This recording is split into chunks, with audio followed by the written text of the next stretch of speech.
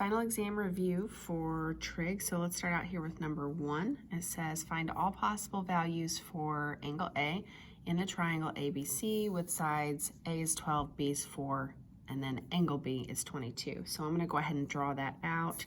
Doesn't really matter what it looks like. I'm just trying to get my bearings straight.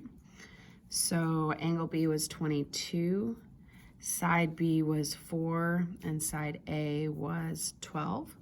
So in this case, I have an angle matched up with a side, and they want me to find angle A, which is this angle, and it's matched up with this side.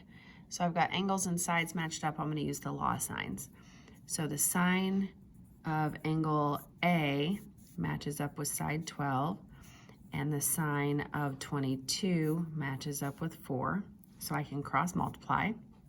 If I do that in this case, I'm going to get that domain error situation, because this ends up, the sine of A ends up bigger than 1 or negative 1. I can't remember which one it was. So that doesn't work out, which means there's no possible triangle. But on the exam, that is not the way that it's going to be. Like, you're going to be able to cross multiply this and then use the inverse sign to get an answer. Now I want you to be careful, because when you do an inverse sign, you got to remember those rules. So there's the rule about sine is those answers have to be between negative pi over 2 and positive pi over 2. So they have to be in this section of the unit circle. Now if I was talking about cosine, so this is sine, if I was talking about cosine, it has to be between 0 and pi. So this is cosine. So just watch that. We'll come up on another one in a minute that has to do with that. All right, so number 2, I'm rolling a ball with a 9-inch radius down a sidewalk with a rotational speed of 68 revolutions per minute. To the nearest inch per minute, what is the linear speed? So that seems like a very complicated problem, but I want you to think about, if I'm rolling a ball, what that looks like. It means it's going around on its outside like this, which is the circumference of that ball. So I need to think about the circumference. The circumference of a circle or a sphere is 2 times pi times radius. So they told me in this case that the radius was 9. So this is really 2 times pi times 9, which I'm going to rewrite as just 18 pi. I'm going to leave it in terms of pi though, because it's easier. And then I'm going to, if I'm going around at 68 revolutions per minute, that means I'm multiplying by that amount. That's how quickly I'm going around.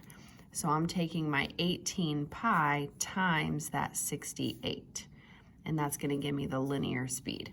So that ends up, they told me to round to the nearest inch per minute, so the nearest whole number is what they're telling me.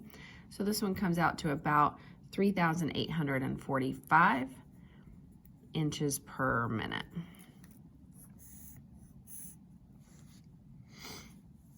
All right, number 3, find the vector dot product for these two vectors. So remember, the dot product is multiply this times this. That gives me negative 12. And then add what you get when you multiply this times this, which is 35 in this case. And if I add those together, I get 23, and that's it. So that should be a freebie, I hope. Number 4, it's another one where I need to draw a triangle. So I'm going to go ahead and draw it out. I've got A, B, and C. Let's see, they gave me side A is 4.2. They gave me side B is 8.1, and angle C is 27.09.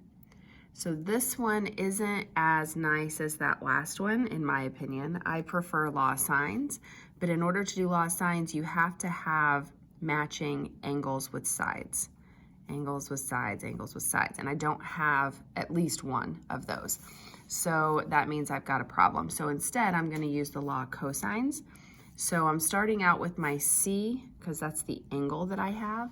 So that's going to be C squared equals the other two sides squared and added together, so a squared plus b squared, minus 2 times those two angles that get, or those two sides, again, a times b, and then times the cosine of that angle that you have.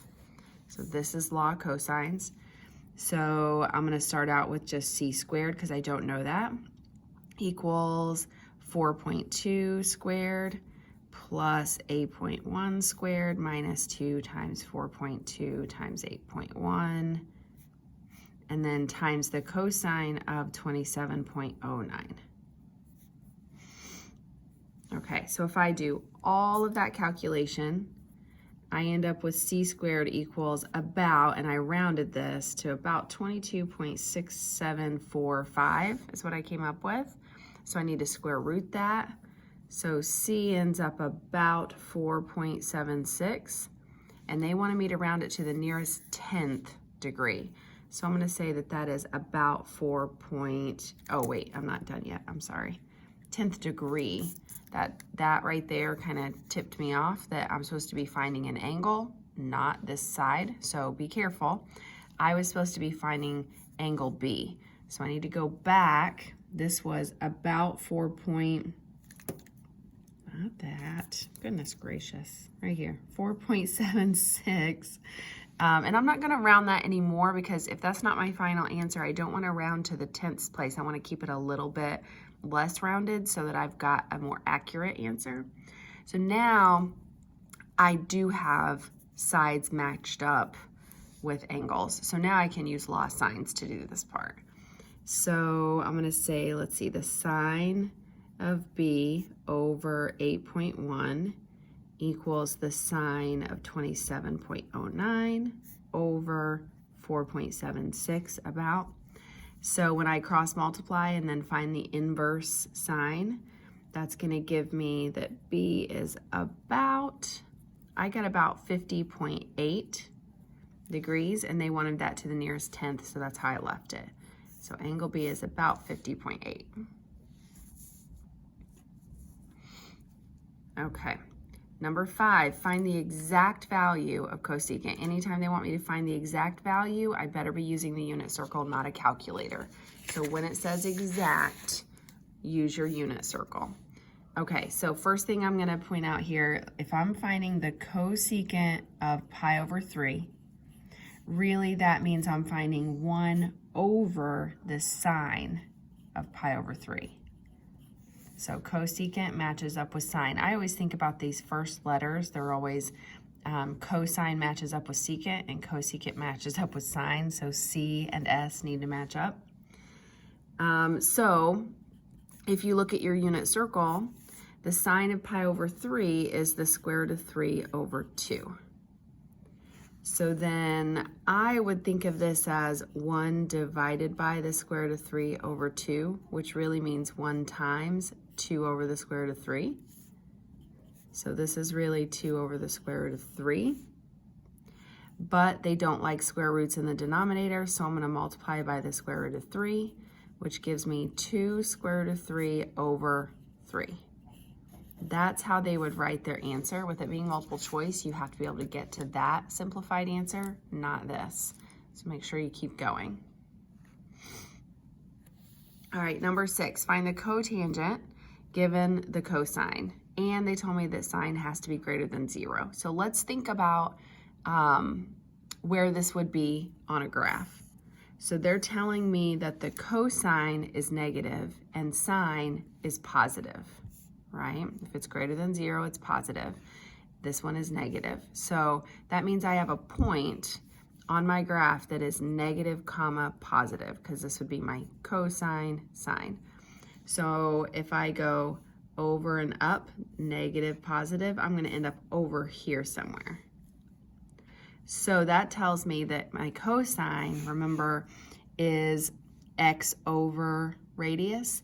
That means that this right here would be 5 and this right here would be 12. So adjacent over hypotenuse, you could think about it that way too. So adjacent over hypotenuse. So this is my triangle. I need to find the cotangent. So remember, your cotangent is x over y. Tangent is y over x. Cotangent is x over y. So I need to find this value right here because that's my y value. So I'm going to use Pythagorean theorem to do that. So 5 squared plus b squared equals 12 squared. So I'm going to kind of fly through this. So b squared is going to be 119. So b is the square root of 119, which I don't think simplifies. So I'm just going to leave that, the square root of 119, which means the cotangent then is 5 over the square root of 119, right? And actually, let me take that back. Remember, this was a negative.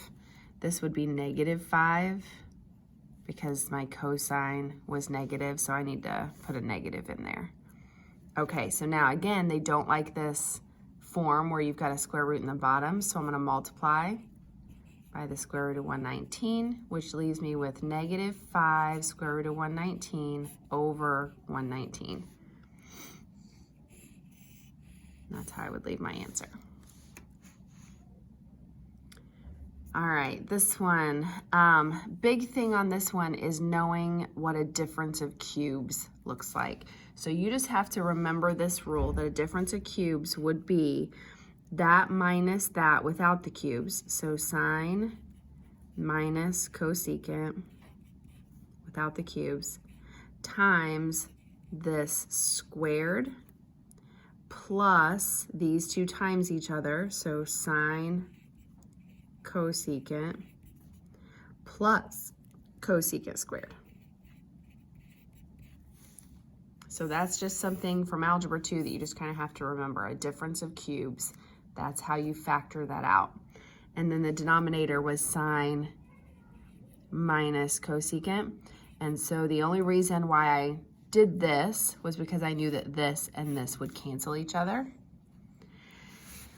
So then the only other thing that I want to think about here is, what does cosecant mean? Cosecant really means 1 over sine, right? So this is really 1 over sine. Well, that means this and this are going to cancel. So this middle thing right here is really just 1. So really I have sine squared plus 1 plus cosecant squared. Now, the only other thing you need to think about over here is, like, do I have a rule about sine squared plus 1 or 1 plus cosecant squared? I don't in this case. So it would have been -1 had I done it this way. That would have helped me a little bit if this was a -1, but it's not. So I can't do anything else. But on the test, I want you to watch for things like that. Like 1 plus tangent squared would be cotangent squared. So just like watch those rules. You can look at those rules, those identities in your book, and that could be really helpful. All right, so let's stop there. We'll do the rest in another video.